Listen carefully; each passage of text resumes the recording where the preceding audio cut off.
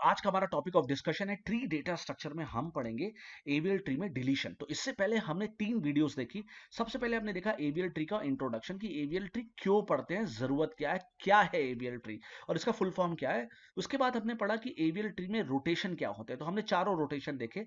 AVL tree के चारों rotation L L R R L R और वो सारे देखे। फिर हमने एवीएल ट्री का इंसर्शन देखा। तो फिर हमने एवीएल ट्री में हमने देखा इंसर्ट कैसे करते हैं और इंसर्ट करके हमने देखा। आज हम पढ़ रहे एवीएल ट्री में डिलीट कैसे करते हैं नोड्स को। तो अब हम चलते हैं, let's start with AVL tree deletion and let's start with the question.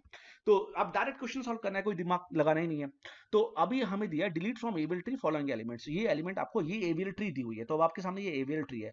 अब कैसे कहें जी एवीएल ट्री है, क्यों? क्योंकि अगर ये एवीएल ट्री है तो उसमें बैलेंस फैक्टर क्या होना चाहिए, या तो 1, या तो हर नोड का बैलेंस फैक्टर या तो 1, 0 या -1। तो चलो हर नोड का बैलेंस फैक्टर निकालें। तो इस नोड से मैक्सिमम कितना जा सकता है, 0 1 2 3। और इधर कितना जा सकते हैं, 0 1 2 3। तो इसका हो गया 3 - 3 दैट इज 0। इसका भी हो गया 0, इसका भी हो गया 0। भाई लेफ्ट माइनस राइट करते हैं ना, इसका भी 0, इसका भी 0, इसका जी हो गया -1 क्योंकि इसके लेफ्ट में कुछ नहीं है। इसका हो गया जी +1, इसका हो गया 0 क्योंकि लेफ्ट में भी और राइट में भी दो दो नोट्स हैं, दो तरफ मैक्सिमम हाइट है इसकी। इसका हो गया 0, इसका हो गया 0, इसका हो गया 0। तो किसी भी नोड का बैलेंस फैक्टर क्या है, किसी भी नोड का बैलेंस फैक्टर अदर देन 1 0 -1 नहीं है। तो ये ट्री क्या है, हमारी बैलेंस्ड है, एवीएल है। अब मुझे इसमें से 9 डिलीट करना है। सबसे पहला नोड 9 डिलीट करना है। तो डिलीशन में हमेशा याद रखना, सबसे पहले बात तो ये बीएसटी है, एवीएल ट्री कुछ भी नहीं, बीएसटी है। दूसरा, इसका बैलेंस फैक्टर आपको चाहे इंसर्ट करे तब भी मेंटेन करना है, चाहे डिलीट करे तब भी मेंटेन करना है। मैंने क्या बोला, आपको एक चीज हमेशा याद रखनी है एवीएल ट्री में, चाहे आप इंसर्ट करें तब भी आपको हर नोड के इंसर्ट करने के बाद बैलेंस फैक्टर को मेंटेन करना है, और हर नोड को डिलीट करने के बाद भी बैलेंस फैक्टर को मेंटेन करना है। तो लेट्स स्टार्ट। ठीक है, देखना है कि बैलेंस फैक्टर बिगड़ तो नहीं था। अब एक बात बताओ, इस ट्री में से अगर मैं 9 डिलीट कर दूं तो 9 क्या है, हम जानते हैं डिलीशन के 3 केस होते हैं। या तो एक ऐसी नोड को डिलीट करना जिसका एक भी चाइल्ड नहीं, 9 का एक भी चाइल्ड नहीं, लीफ लोड है, डिलीट कर दो, कोई दिक्कत नहीं। एक एक चाइल्ड है और या 2 चाइल्ड है, तो मतलब अगर मैं केस देखूं तो यहाँ पे 9 जिसका एक भी चाइल्ड नहीं, 13 जिसका एक चाइल्ड, और 8 और 12 और 15 और ऐसी नोड है जिनके दो दो चाइल्ड है। तो यहाँ पे कैसे कैसे क्या करना है वो हम स्टार्ट करते हैं। चलो, तो सबसे पहले हमें 9 को डिलीट करना है। तो 9 का कोई भी चाइल्ड नहीं तो उसको डिलीट कर दो, कर दिया डिलीट, कर दिया। अब 9 नहीं है, ठीक है। अब 9 नहीं है तो क्या बैलेंस फैक्टर में कोई फर्क आएगा?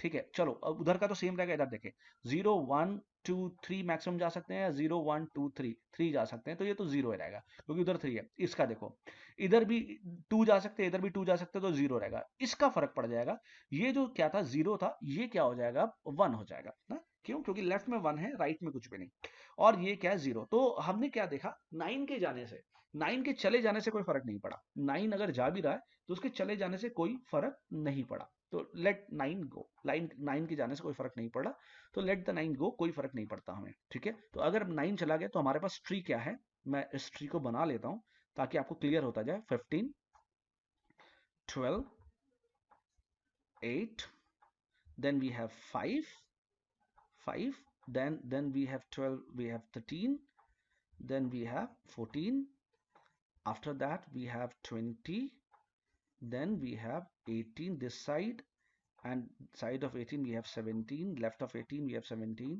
and then we have 54, then here we have 21, and after that we have 61। ये है हमारे पास। ठीक है, इतना हम कर चुके हैं, तो 9 डिलीट कर दिया हमने। अब 8 को डिलीट करना है। 8 कैसी नोड है, एक ऐसी नोड है जिसका एक ही चाइल्ड है।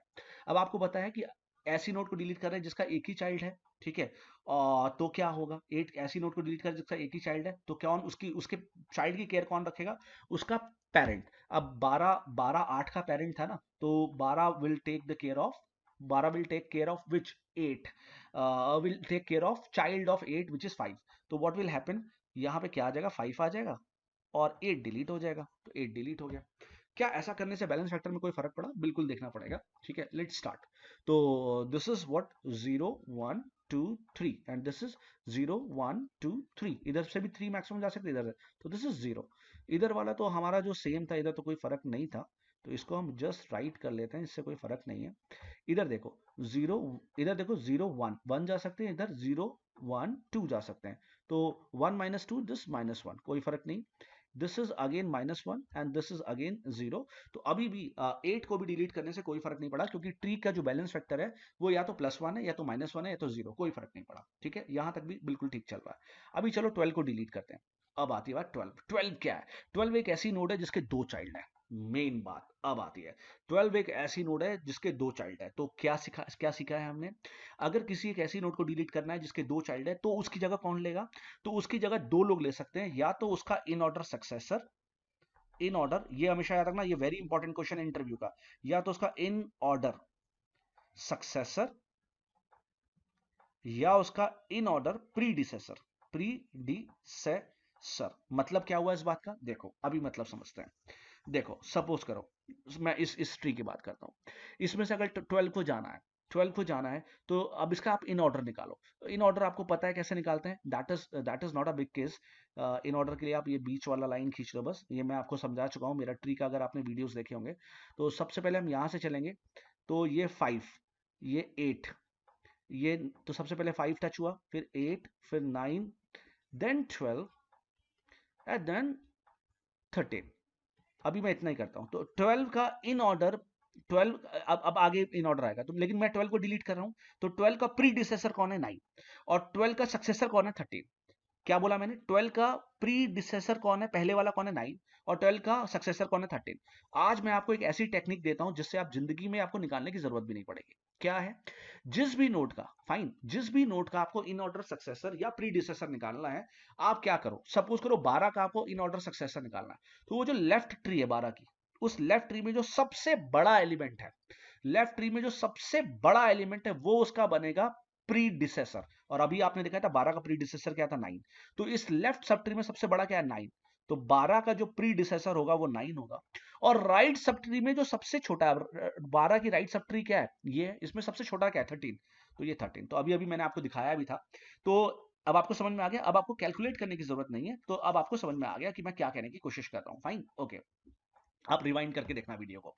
अब मुझे 12 को डिलीट करना है, तो मैं दो चीज पुट कर सकता हूं, या तो इसके लेफ्ट का सबसे बड़ा एलिमेंट, अब लेफ्ट का सबसे बड़ा एलिमेंट तो 5 ही है, अकेला है, और राइट में सबसे छोटा वो क्या है? 13। तो दोनों में से कुछ भी कर सकते हैं। चलो मैंने प्रीडिसेसर कर दिया, तो जब मैं प्रीडिसेसर करूंगा तो क्या चेंजेस आएंगे? प्रीडिसेसर करते ही क्या होगा? यहां पे जी क्या आ जाएगा? 5, और ये चला जाएगा। ठीक है। अब 5 के होने से क्या कोई चेंजेस आए? चलो इधर देखते हैं। इधर क्या है? 0 1 2 3, इधर 0 1 2 3, उधर तो 3 3 0 ही रहेगा। इधर देखो 0 1 2, तो और इधर कुछ भी नहीं है, तो ये तो क्या हो गया? -2। देखा आपने? ये हो गया -2, ये हो गया आपका -1, और ये हो गया 0।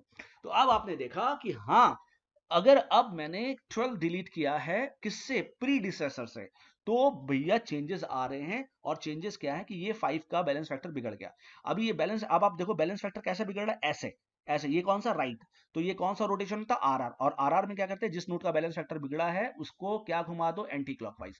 तो जब हम इसको एंटी क्लॉकवाइज घुमाएंगे तो क्या होगा? मैं 15 यहां लिखता हूं, ठीक है। 15 में अब ये ऊपर क्या आ जाएगा? 13, इधर क्या आ जाएगा? 5, इधर क्या आ जाएगा? 14। अब आप देखो बीएसटी अभी भी है 13 से छोटा, इधर 14 15 से, ये बीएसटी कभी भी खत्म नहीं होगा, बीएसटी की प्रॉपर्टी कभी खत्म नहीं होगी। This will be 18, this will be 17, fine, this will be 54, this will be 21 and this will be 61, fine. तो ये हो गया आपका नोड किसके, हमने इसको बैलेंस किया। क्या ये बैलेंस हो गया? Let's start. इसका कितना है? 0 1 2, इधर मैक्सिमम 2 जा सकते हैं, 0 सॉरी 0 1 2, यस 2। इधर कितना जा सकते हैं? 0 1 2 3। तो 2 में से 3 गया, -1 बचा। इधर कितना कर सकते हैं? तो 0 है, ये 1 है, ये 0 है, ये 0 है, ये 0 है, ये 0 है, ये भी 0 है, ये भी 0 है, ये भी 0 है। तो पूरे के पूरे नोट्स में कहीं पे भी आपको अदर देन 1 0 और -1 नहीं दिख रहा। इस वजह से ये ट्री 12 के डिलीट होने के बाद अब बैलेंस है। अभी मुझे किसको डिलीट करना है? 15 को। Where is 15? 15। अब मुझे 15 को डिलीट करना है। This is 15। 15 is again which node? 15 is again which node? 15 is a node which is having what? 2 child। 15 is a node having 2 child, और 2 child में उसकी जगह कौन लेगा? उसका इन ऑर्डर सक्सेसर या उसका इन ऑर्डर प्रीडेसेसर। ठीक है। तो अब उसका, अब देखो, अब यहाँ पे अगर मैंने अभी अभी आपको बताया था कि कैसे निकालते हैं सक्सेसर या प्रीडिसेसर। प्रीडिसेसर क्या होगा, इसके लेफ्ट वाले पोर्शन में जो सबसे बड़ा है, सबसे बड़ा क्या है 14, तो जो सबसे बड़ा है 14 वो जगह ले सकता है इसकी, या इसके राइट वाले में जो सबसे छोटा है वो इसकी जगह ले सकता है, और सबसे छोटा क्या है 17, तो 17 जगह ले सकता है। तो चलो हम प्रीडिसेसर ही लेते हैं, तो हम अगर प्रीडिसेसर लेते हैं तो सबसे बड़ा है 14, तो 14 ऊपर आ जाएगा, तो जब 14 ऊपर आएगा तो 14 यहाँ पे आ जाएगा, तो 14 यहाँ से डिलीट हो जाएगा, हो जाने दो। 14 के डिलीट होने से क्या फर्क पड़ता है, वो तो एक ऐसा ही चाइल्ड है, ठीक है। तो ये हो गया। अब फिर से आप बैलेंस फैक्टर निकालो 14 के आने से, तो इसका क्या है 0 0 1 2 इधर भी अभी भी, और इधर भी कितना है, उधर तो उधर 3 है, तो ये -1 ही रहेगा। इधर कितना है, ये +1 हो गया, इधर कितना है 0। तो अब आपने देखा कि 15 के जाने से कोई फर्क नहीं पड़ा, 15 चला गया तो भी मेरा ट्री एवीएल ट्री है। बस हमने ये याद रखना है कि अगर किसी नोड को डिलीट करना है तो उसकी जगह कौन लेता है, ये बहुत इंपॉर्टेंट है, ठीक है। यहां तक बात समझ में आती है। अब मुझे किसको डिलीट करना है, 18 को। Now my job is to delete 18। Now if 18 is to be deleted then what will happen, अगर मैंने सही किया चेक कर लूं एक बारी मैं balance factor, 0 1 2 0 1 2 3 then yes fine, everything is okay. 18 एक ऐसा नोड है, कौन सा नोड है जिसका एक चाइल्ड है, कौन चाइल्ड है 17, तो who will take care of 17 20, so what will happen, this 17 will come up, so this 17 will come up. So here instead of 18 17 will come, fine, okay. So what is there any change now, either let's see the balance factor of this node, 0 1 2 and 0 1, so this has now become -1 now, fine, because 1 -2, this is 0 0 0 and this is 0, again no changes. So finally हमने क्या देखा कि हम जब tree को delete कर रहे हैं तो हमें क्या करना है, हर नोड को डिलीट करना है, और करने के बाद बैलेंस फैक्टर चेक करना है, बट डिलीशन के टर्म्स एंड कंडीशन को भी फॉलो करना है, बीएसटी को भी फॉलो करना है, और ये सारे काम करेंगे तो आपका डिलीशन हो जाएगा।